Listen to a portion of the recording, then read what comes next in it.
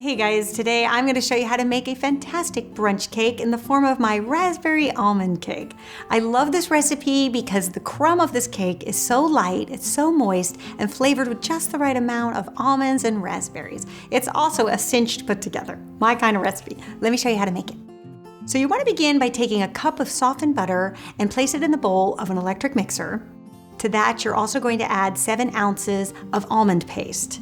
Now when you're at the market and you see almond paste, make sure that you're actually getting the almond paste and not the marzipan, because that's something else. That actually wouldn't work for this recipe. So you do want to make sure you're getting almond paste. And if you can't find it, you can also buy it online, and I'll leave you a link in the description to where you can get it. And then you're also going to add a half a cup of sugar.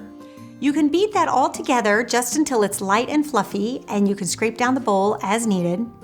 And then we're also going to add 5 eggs. Now I know that sounds like a lot of eggs, but it is the thing that makes this cake so light and fluffy. So you just want to add them one at a time, beating in between each addition and scraping down the bowl.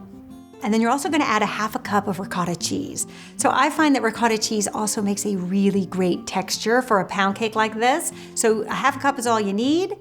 And then you're also going to add a 1/4 cup of milk. Then you can beat that all together, and don't be alarmed if the batter looks like it's separating. This batter will do that, but it'll come together once you add the flour. Then for our dry ingredients, you're going to whisk together 2 cups of flour, 2 teaspoons of baking powder, and a half a teaspoon of salt. And then you want to add the dry ingredients to your batter just in thirds, beating in between each addition.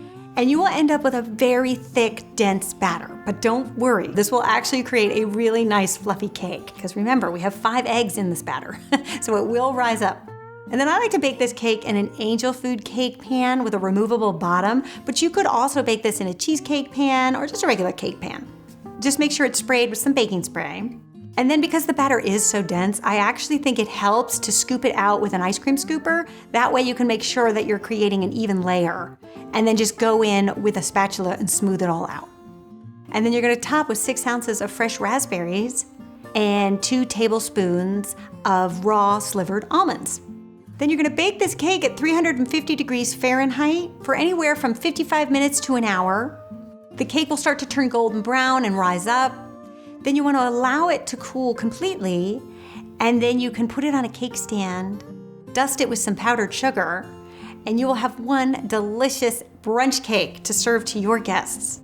And for another great brunch cake recipe, I highly recommend my blueberry crumb cake. That's another great recipe, and you can click this annotation there. Otherwise, I will see you back here next Saturday. Until then, bye.